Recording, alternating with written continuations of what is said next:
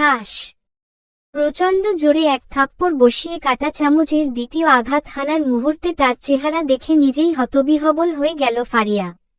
What she did? পুরো এলাকার পুরো থানার সবচেয়ে ক্ষমতাবান আর প্রভাবশালী ছেলেটাকেই সে থাপ্পড় মেরে বসল। Oh no! স্কুল থেকে বাড়ি ফেরার এ রাস্তা দুপুরবেলা বেশ নির্জন থাকে। কেউ ফলো করছে বুঝে কিছুটা ভয় পেলেও মোটামুটি প্রস্তুত হয়েছিল ফারিয়া।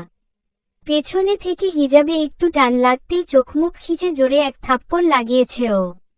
আর সাইড ব্যাগ থেকে হাতে নিয়ে রাখা কাটা চামচের আঘাতে ছেলেটার চেহারা রক্তাক্ত করার উদ্দেশ্যে হাত উঁচু করেই থমকে গিয়েছে ফারিয়া। বলে উঠে, ফারহান ভাই, শিট, আমি বুঝতে পারি নাই ভাই, সরি। ফারহান কিছু না বলে শীতল চোখ নিয়ে ফারিয়ার দিকে তাকিয়ে রইল। ভাই প্লিজ, আমি সত্যিই বুঝতে পারিনি ভাই। ফারিয়াকে আর কিছু বলতে দিল না। ফারহান তাকে একটানে নিজের কাছে এনে আলতো হাতে নিকাবটা উঠিয়ে নরম সুরে বলল, আমাকে ভাই বলাটা বাদ দিতে পারবা? তাহলে মাফ করে দিব। রিকশায় ফারিয়ার বাহু শক্ত করে চেপে রেখেছে ফারহান। প্রচণ্ড ভয়ে ফারিয়া কেঁদেই ফেলবে প্রায়। চোখে পানি টলমল করছে। ফারহানকে রাগিয়ে দিয়েছে ও। একটা কথায় এত রিয়েক্ট করা ঠিক হয়নি তা ভালোমতোই টের পাচ্ছে ফারিয়া। কিছুক্ষণ আগে ফারহান যখন ওকে নিজের কাছে টেনে নিয়েছিল, তখন ও নিজেকে ফারহানের কাছ থেকে সর্বশক্তি দিয়ে ছাড়িয়ে আবারও এক থাপ্পড় দিয়ে দিয়েছিল। একটা পর্যন্ত ঠিক ছিল, কিন্তু দুইটা না। ফারিয়া নিজেই বুঝতে পারছে না আজ ওর এত সাহস আর শক্তি কোত্থেকে এলো। আমাকে কোথায় নিয়ে যাচ্ছেন? প্লিজ, আমি বাড়ি যাব। ফারহানের রক্তবর্ণ চোখ ফারিয়াকে থামিয়ে দিল। ফারিয়ার মনে খারাপ চিন্তা উকিঝুঁকি দিতে লাগল। হঠাৎ ওর মাথায় একটা পরিকল্পনার উদয় হল। রিকশা যেহেতু তাদের বাসার দিকে রাস্তাতেই আছে, সো বাসার সামনে গেলে ও চিৎকার করবে। 1, 2, 3 চিৎকার দেয়ার আগেই ও দ্বিতীয়বারের মতো অবাক হল। রিকশা ঠিক ফারিয়ার বাসার সামনে থেমেছে। ফারহানের দিকে অপলক দৃষ্টিতে তাকিয়ে রইল ও। ছেলেটা অত্যন্ত ভালো, ওর চিন্তা ভাবনাই তো ভালো না। কুৎসিত ছেলেটার ব্যাপারে কি সব হাবিজাবি ভেবেছিল। এভাবে কি দেখছো? প্রেমে পড়ে যাবে তো। প্রেমে পড়ে যাবে তো কমন ডায়লগও। এত সহজ? প্রেম নিষিদ্ধ, বিয়ের আগে এগুলো নিষিদ্ধ। মনে মনে আওড়াতে আওড়াতে বাড়ির দিকে পা বাড়ায় ফারিয়া। ধার্মিক রক্ষণশীল পরিবারের মেয়ে ফারিয়া। ইসলামের সুশীতল ছায়ায় ছোটবেলা থেকেই গড়ে উঠেছে ও। বাসা থেকে বের হলে বা গায়রে মাহরাম কারো সামনে যাওয়ার আগে বোরকা, নিকাব, মোজা পরে নেয়। বিয়ের আগে প্রেম ভালোবাসা এগুলো ওর কাছে অগ্রহণযোগ্য। বিছানায় এপাশ ওপাশ করছে ফারিয়া। একটুও ঘুম আসছে না ওর। বারবার ওই দৃশ্যটাই মনে পড়ছে। কত কাছে চলে গিয়েছিল ভাইয়ার। ওদের ক্লাসের সবার ক্রাশ বয় ফারহান ভাই। ওর ক্লাসের মেয়েরা তো হ্যান্ডসাম, জোশ, মাই ক্রাশ ব্লা ব্লা বলতে বলতে পাগল। আচ্ছা ভাইয়া তো অত ফর্সা না, তারপরও এত সুন্দর কেন? চেহারার গঠনের জন্যই। ঘন ভ্রু, নিচের চোখ, সুগঠিত নাক আর ঠোঁট। আসলেই ভাইয়া সুন্দর, কত সুন্দর। ছি, এগুলো কি ভাবছি। লজ্জায় ফারিয়ার গাল লালচে হয়ে আসে। হঠাৎ বারান্দায় ধূপ করে একটা শব্দ হয়। চমকে উঠে ফারিয়া। থাইয়ের পিছনে ডিম লাইটের আলোয় দেখা যায় একটা অবয়ব। ভয়ে পেয়ে যায় ও। ছায়া মানবটা সোজা বারান্দার খোলা দরজা দিয়ে ওর রুমে ঢোকে। ফারহানকে দেখেই আঁতকে উঠে চিৎকার দেওয়ার জন্য হা করতেই ওর মুখ চেপে ধরে ফারহান। চুপ, একদম চুপ। ধমকে উঠে ফারহান। ফারহান দোতলার বারান্দায় কিভাবে উঠল তা নিয়ে তেমন আশ্চর্য হয় না ফারিয়া। ভাইয়ার দ্বারা সবকিছুই সম্ভব। ফারহান ওকে ছেড়ে দিয়ে ওর রুমের লাইট অন করে। ফারিয়ার সামনাসামনি খাটে এসে বসে। রিয়া। ফারহান ফারিয়াকে রিয়া বলে ডাকতেই পছন্দ করে। জি, তুমি তো জানোই আমি স্ট্রেট কথা বলা পছন্দ করি আর বলিও। তোমাকে দেখার সাথে সাথে আমি তোমাকে বলেছিলাম আমার তোমাকে খুব পছন্দ হয়েছে। তোমাকে ভালোবেসে ফেলেছি বুঝার পরে তাও তোমাকে স্টেট জানিয়েছি না? জি, আমি কিন্তু জানতে চাইনি যে তুমি আমাকে ভালোবাসো কিনা। তোমার বয়স কিছুটা কম, 18 বছর হলেই আমি তোমাকে বিয়ে করে ফেলব। তখন পর্যন্ত তুমি আমাকে ভালোবেসে ফেললে তো ভালোই, আর তা না হলে জোর করব। আর আমার মনে হয় না তোমাকে জোর করতে হবে, তুমি নিজেই শীঘ্রই আমাকে ভালোবেসে ফেলবে। যেভাবেই হোক আমি তোমাকে নিজের করে নিবই। জি, এই সেইম কথাটা আমি তোমাকে আগেও বেশ কয়েকবার বলেছি। তুমি জি জি করে উড়িয়ে দিও না। আমি চেষ্টা করেও ব্যর্থ। তুমি আমাকে ভালবাসলাই না। আমার মধ্যে কিসের কমতি আছে বল তো? আমি কি দেখতে খারাপ? জি, হেই, কি জি জি শুরু করলো আবার? আমি কোন দিক দিয়ে খারাপ? তোমার মতো কত কত মেয়ে আমার পিছনে ঘুরে জানো? You can't imagine. জি, আমার কেন যেন মনে হচ্ছে তুমি আমাকে ভালোবাসো। না হলে তো এত রাতে এক রুমে আমার সাথে বসে থাকতে পারতে না, তাই না? আমি আপনাকে কতবার বলবো, প্রেম ভালোবাসা এগুলো স্টপ, জাস্ট স্টপ ইট। সত্যি করে বলো, আমাকে ভালোবাসো? চুপ করে থেকো না প্লিজ। আচ্ছা, জাস্ট দয়া করে এটা বলো, আমাকে একটুও পছন্দ হয় না। ফারিয়ার এই নীরবতা ফারহানের পছন্দ হলো না। রেগে গেল সে। রাগ দিকবিদিক হারিয়ে শার্টের বোতাম খুলতে লাগলো ফারহান। কি করছেন আপনি? ফারিয়ার কথায় কর্ণপাত করল না ফারহান। পুরোপুরি শার্টটা খুলে মেঝেতে ছুঁড়ে মারল সে। কিসের কমতি আমার মধ্যে? হ্যাঁ, আমার জিম করা বডি দেখে কত শত মেয়েরা পাগল হয়ে যায়। আর তুমি? ফারিয়ার কাঁধ ধরে ঝাঁকিয়ে।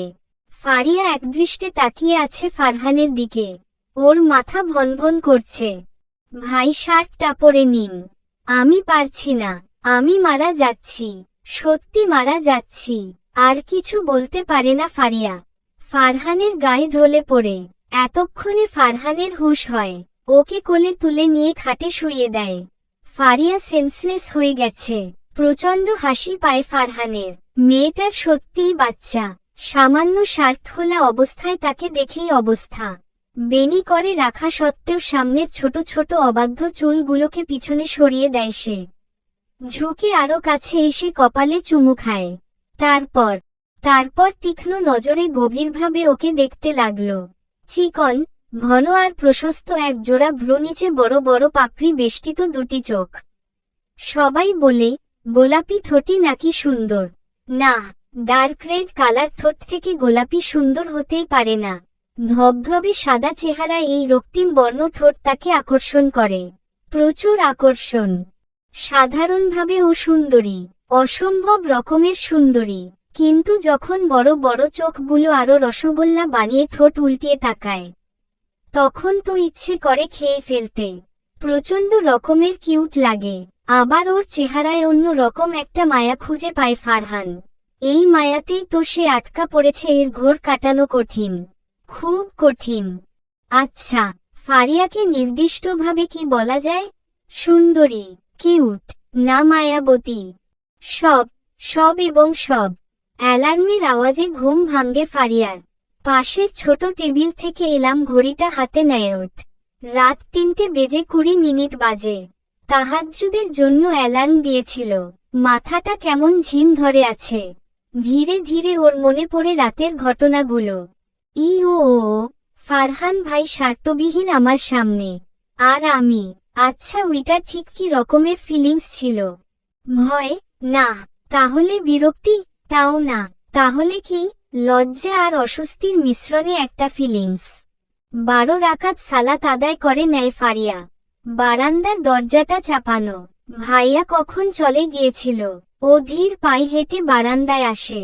সামান্য উঁচু স্টিলের গ্রিলে হাত রেখে উবু হয়ে তাকায় নিচের দিকে। কেন যেন মনে হচ্ছে ফারহান ভাইয়া এখন আসলে ভালো হতো। একটা বার দেখা যেত, জাস্ট একটা বার। ওয়েট, ভাইয়ের কথা কি তাহলে সত্যি হয়ে গেল? ও কি ভাইয়াকে ভালোবেসে ফেলেছে? না হলে মিস করছে কেন ভাইয়াকে? কেন ভাইয়াকে একটা বার দেখার জন্য মনটা আকুপাকু করছে?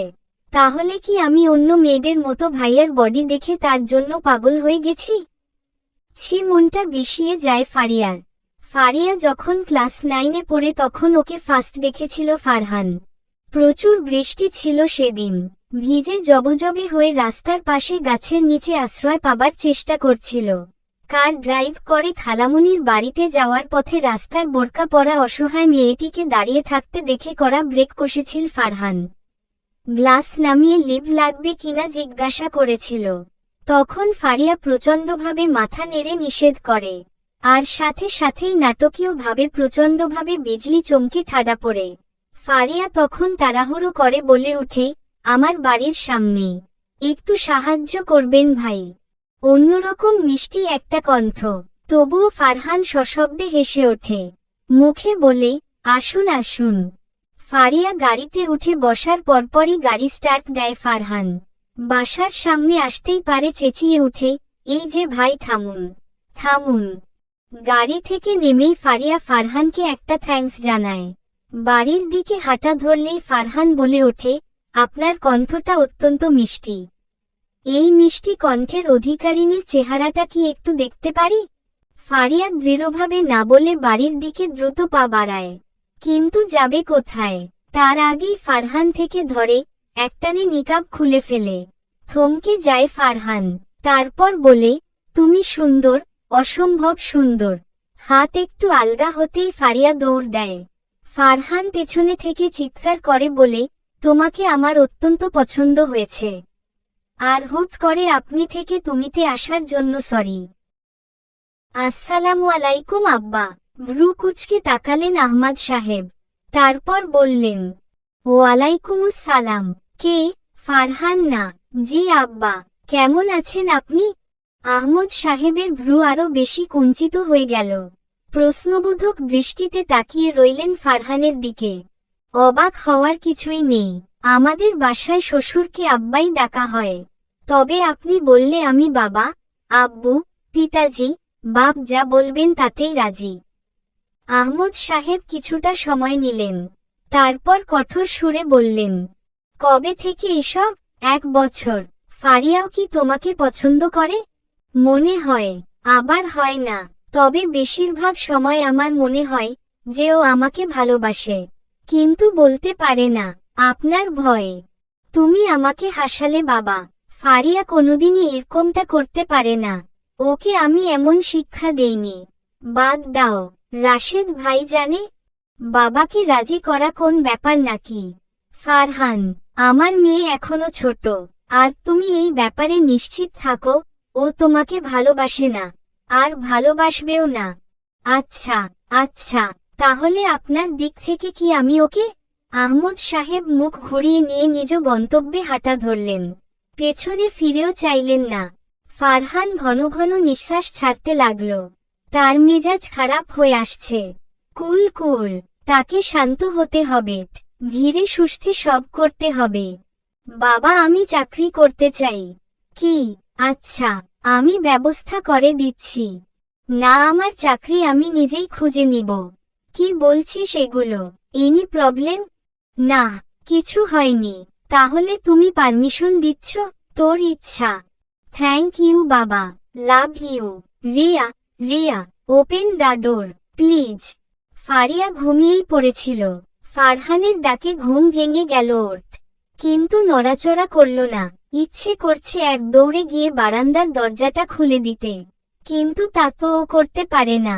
ওকে শক্ত হতে হবে, অনেক শক্ত। ফারহানের সারা শব্দ নেই।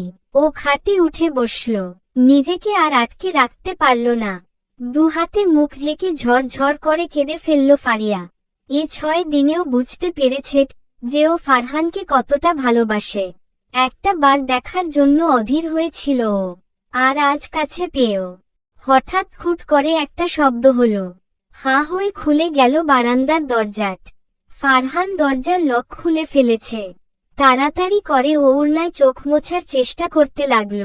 চোখের জল আড়াল করতে চাইলেও পারল না ফারিয়া। ফারহান প্রায় ছুটে এল ফারিয়ার কাছে। What happened Riya? কি হয়েছে তোমার? কাঁদতেছ কেন? বল কি হয়েছে? I just kill that guys who made you cry. এবার ফারিয়া আর সহ্য করতে পারল না। ফারহানকে জড়িয়ে ধরে আবার কেঁদে ফেলল। ঘটনার আকস্মিকতায় ফারহান স্তব্ধ। কিছুক্ষণ পর সেও এক হাতে ফারিয়াকে আলতো করে জড়িয়ে ধরে মাথায় হাত বুলিয়ে শান্ত করার চেষ্টা করে। কিছুটা ধাতস্থ হলে ফারিয়া নিজেই নিজেকে ছাড়িয়ে নেয়। অন্যদিকে তাকিয়ে স্থির শান্ত কণ্ঠে বলে, আপনি যান। ফারহান দুহাতে ওর মুখ ধরে নিজের দিকে ঘোরায়। বলো কি হয়েছে? আমি কি তোমাকে কষ্ট দিয়েছি? তোমার আব্বু তোমাকে মেরেছে বা বকেছে আমার কথাগুলোর জন্য? না। তাহলে আপনি এতদিন কোথায় ছিলেন? স্টাডি নিয়ে ব্যস্ত ছিলাম। চাকরির জন্য ইন্টারভিউ দিয়েছি। এন্ড ডান। চাকরি পেয়েছিও। সব তো তোমার জন্যই। মানে, এই যে আমি স্বাবলম্বী না বলেই তো আমাকে তোমাদের পছন্দ না। কে বলল? সব কথা কি বলা লাগে? তোমাদের আচরণেই তো বোঝা যায়। এ বিষয়ে আর কথা বাড়ালো না ফারিয়া। হুট করেই বলে উঠল, ভাইয়া, I missed you so much. Farhan প্রচণ্ড অবাক হলেও পরক্ষণেই হেসে ওঠে। এই তুমি কি বিয়ের পরও আমাকে ভাইয়াই ডাকবে? ফারিয়া লজ্জায় পড়ে যায়। কি বলবে বুঝে উঠতে পারে না। ফারহান এবার ফারিয়াকে আলতোভাবে নিজের সাথে জড়িয়ে নেয়। ফারিয়া দ্বিমত করে না, চুপচাপ লেগে থাকে ফারহানের সাথে। জানো, তোমাকে জড়িয়ে ধরলে না আমার হার্ট অনেক ফাস্ট কাজ করে, অনেক দ্রুত। আপনাকে জড়িয়ে ধরলে আমার দম বন্ধ হয়ে আসে। ওয়াট? ফারহান ছেড়ে দেয় ফারিয়াকে। আই মিন হার্ট এত ফাস্ট বিট করে যে ঠুস করে বন্ধ হয়ে যাওয়ার উপক্রম হয়। ফারহান হেসে দেয় আর বলে, তাহলে তো তোমাকে জড়িয়ে ধরাই যাবে না। আচ্ছা, তুমি আমাকে কিভাবে ভালোবেসে ফেলেছো বলো তো? 1 সপ্তাহও হয় নাই তুমি আমাকে সামান্য কারণে 2টা থাপ্পড় মেরেছিলে। কিভাবে কি? আমি সত্যি বুঝছি না। আমি আপনাকে আরো আগে থেকেই ভালোবাসি, শুধু বলতে পারিনি। বলবো কি? আপনাকে ভালোবেসে ফেলেছি বোঝার পর আমার নিজের উপরই অনেক ঘৃণা লাগছিল। আমি আগেই গেস করেছিলাম যে তুমি আমাকে ভালোবাসো। আচ্ছা, ঘৃণা লাগছিল কেন নিজের উপর ঠিক বুঝলাম না। ঘৃণা লাগবে কেন? আচ্ছা বাদ দাও। ও রিয়া জি, তোমাকে কি একটা চুমু খেতে পারি? প্লিজ। তোমাকে একটা চুমু দেই কপালে? ছি না না, ছি ছি করার কিছুই নেই। একটা চুমুই তো। কোথায়? ভয় পাচ্ছ? আমি অতটাও খারাপ না। কপালে ছোট্ট একটা চুমু দিব জাস্ট। ইস, ন্যাকামো করতেছ কেন? অবশ্য তোমার কপালে আমার চুমু খাওয়া আগেই ডান। কি? চোখ দুটো রসগোল্লা বানিয়ে? Stop it Rio. এভাবে তাকিও না। শুধু চুমু না, আস্ত তোমাকেই না গিলে ফেলি। গফকে পানিবিহীন তার বফ গিলে খাওয়ায় পেটের ভিতরে পানিশূন্যতায় গোফের মৃত্যু। কালকের খবরের হেডলাইনটা কল্পনা করেই শিউরে উঠল ফারিয়া। কোথায় হারিয়ে গেলা? প্লিজ। ফারিয়ার দ্বিমত করল না, মাথা নাড়ে হ্যাঁ বোধক উত্তর দিল। ফারহান ফারিয়ার আরেকটু কাছে এগিয়ে গেল, মাথার পেছনে হাত দিয়ে ওকে আর একটু নিজের কাছে টেনে আনল। ফারিয়া চোখ বুজে নিল। ফারহান নিজের ওষ্ঠদ্বয় ফারিয়ার কপালে শান্ত কিন্তু দৃঢ়ভাবে স্থাপন করে সশব্দে চুমু দিল, তারপর ওকে ছেড়ে দিল। ফারিয়ার গাল টুকটুকে লাল হয়ে গেছে।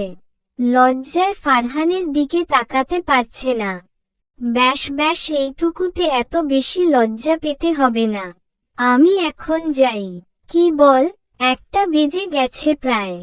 আচ্ছা আমি গেলাম, বা বাই। এতক্ষণে ফারিয়া চোখ তুলে তাকায়, তড়িঘড়ি করে বলে উঠে, আল্লাহ হাফেজ ভাইয়া। ফারহান ধমক দিতে গিয়েও হেসে দেয়, অপূর্ব সুন্দর হাসি। ফারিয়া লক্ষ্য করে হাসির সময় ফারহানের বাম গালে একটা গর্তের সৃষ্টি হয়।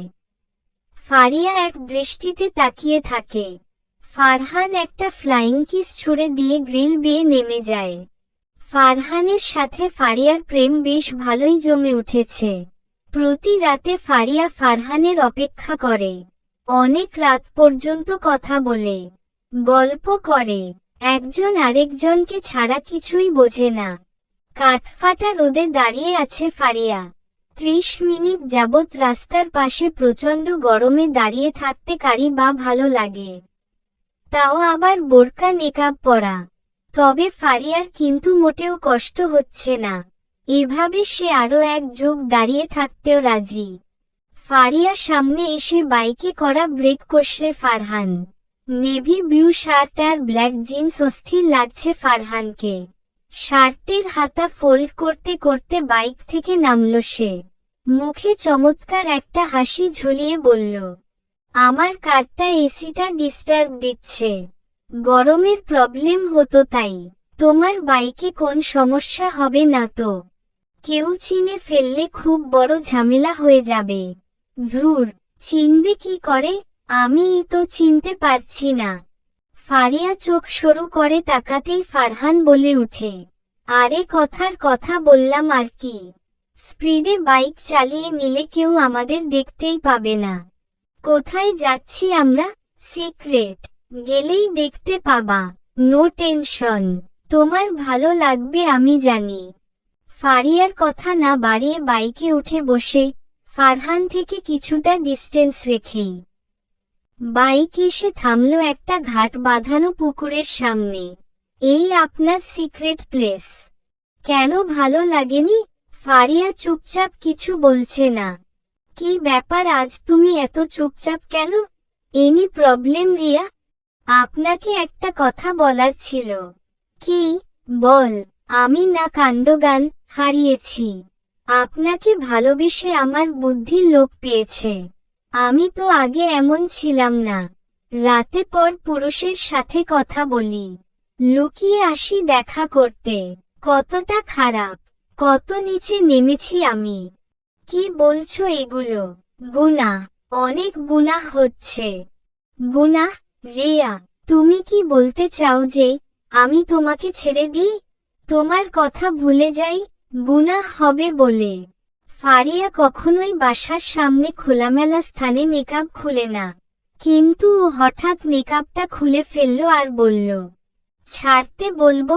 আমি নিজেই তো পারছি না।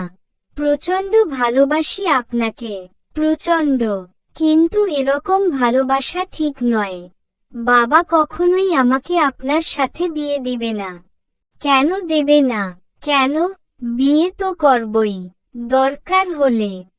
দরকার হলে কি আপনার পাওয়ারের অপব্যবহার করবেন?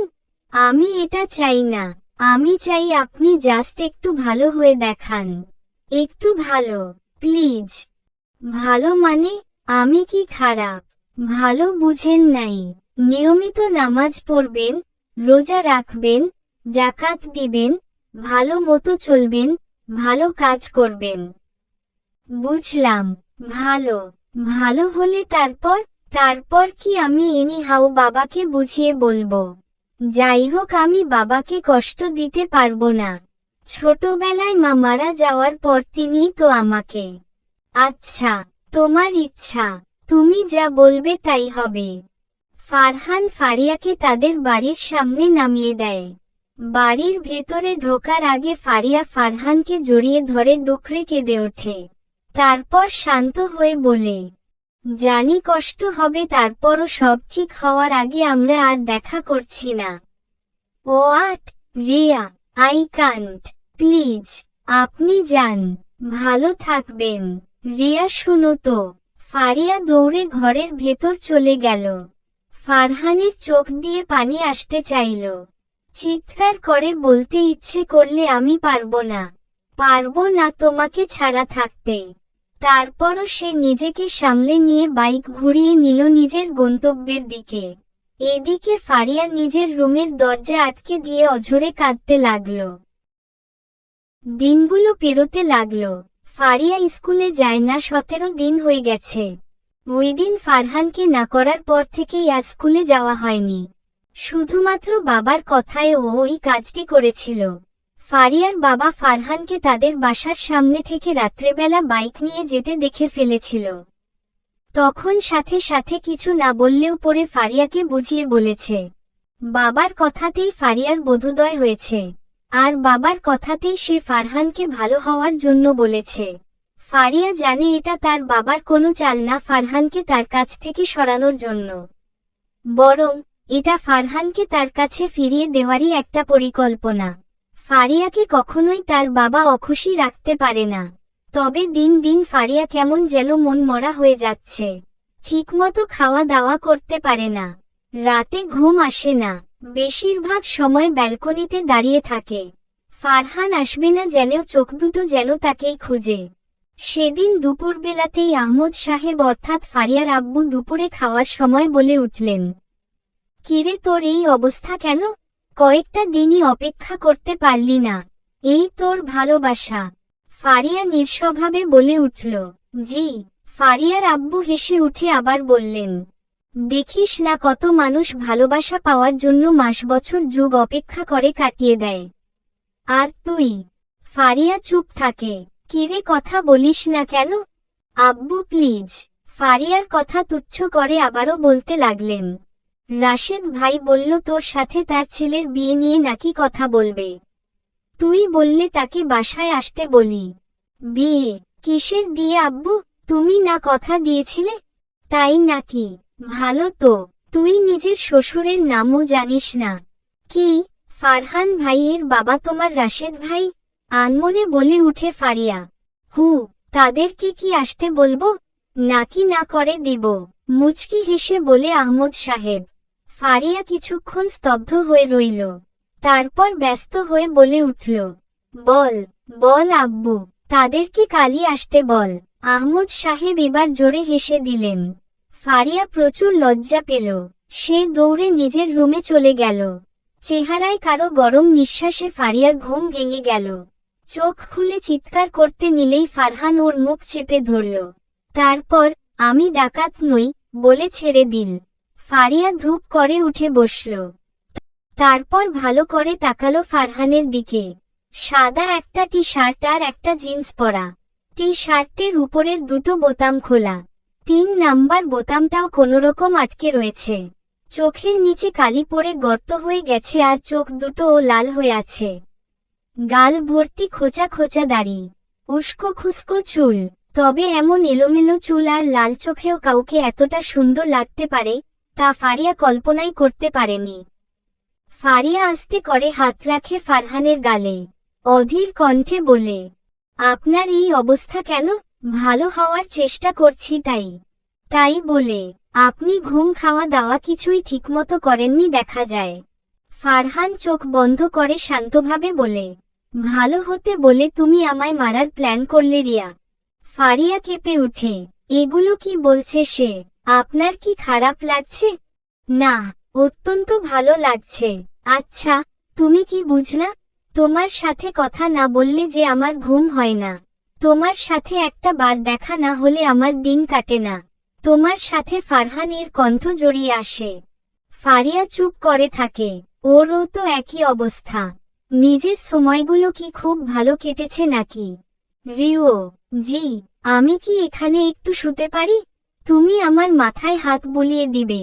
I really need a sound sleep, proper slip. Faria না করতে পারে না। ফারহান শুয়ে পড়লেও ফারহানের মাথায় আলতো হাত বুলিয়ে দিতে থাকে। ফারহানের ঘুমোতে 2 মিনিটও লাগে না। ফারিয়া লক্ষ্য করে ফারহানের ভ্রুর শেষের দিকে উপরে একটা কুচকুচে কালো তিল।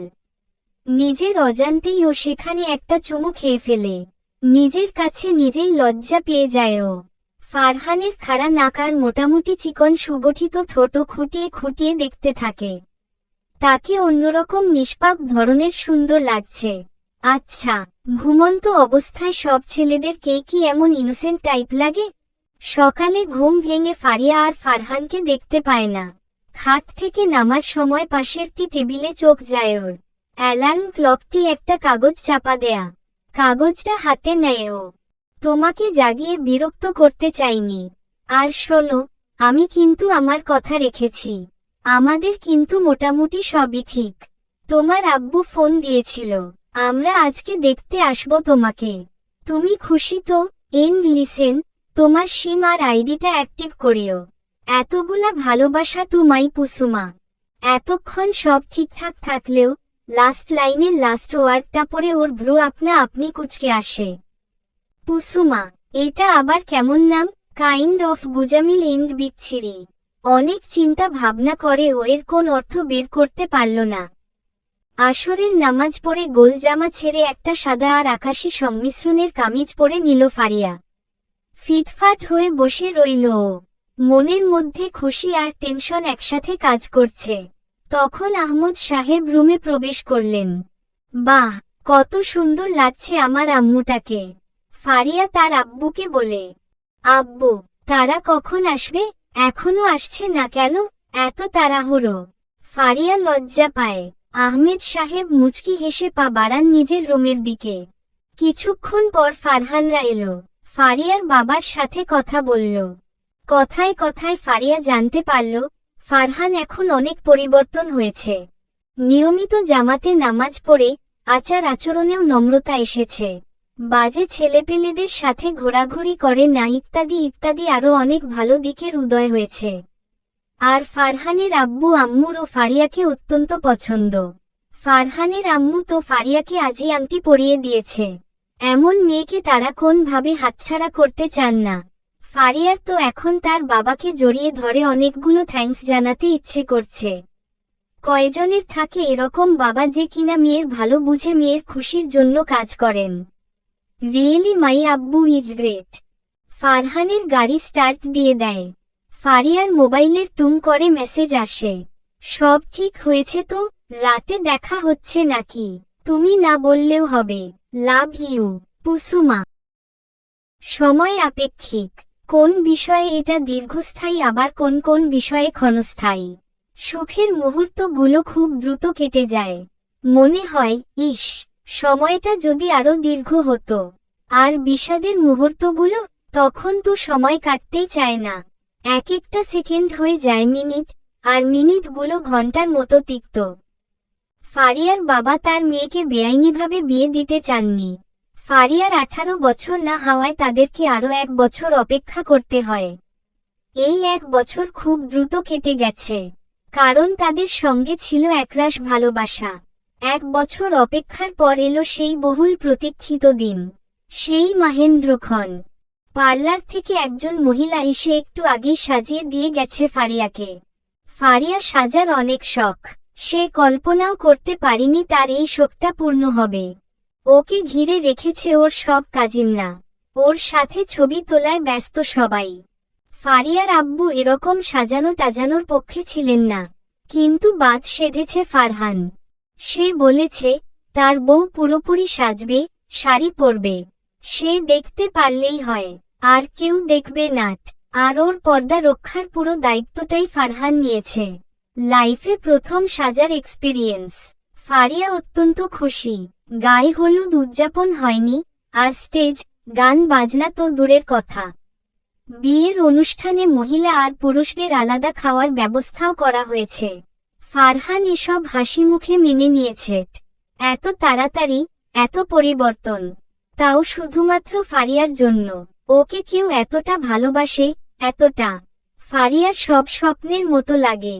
কোনোরকম বাধা বিপত্তি ছাড়াই রাত 9টার দিকে বিয়ে পড়ানো হয়ে গেল।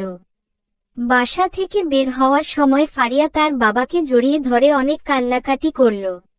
বাবার থেকে দোয়া নিল ফারহান ও নিজে। ওরা যখন গাড়িতে উঠল তখন প্রায় 10টা বেজে গেছে।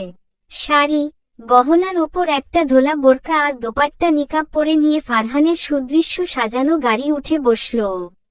আর ফারহান তার পাশে। কি এখন সব ঠিক তো? তুমি কি খুশি না? দেখুন না, আমার সাজটা কি নষ্ট হয়ে গেছে? ফারহান হেসে বলল, এত তাড়াহুড়োর কি প্রয়োজন? বাড়িতে গিয়ে ভালো করে দেখব। ওকে। ফারিয়া লজ্জা পায়, কথা বলে না। বললা না, তুমি কি হ্যাপি?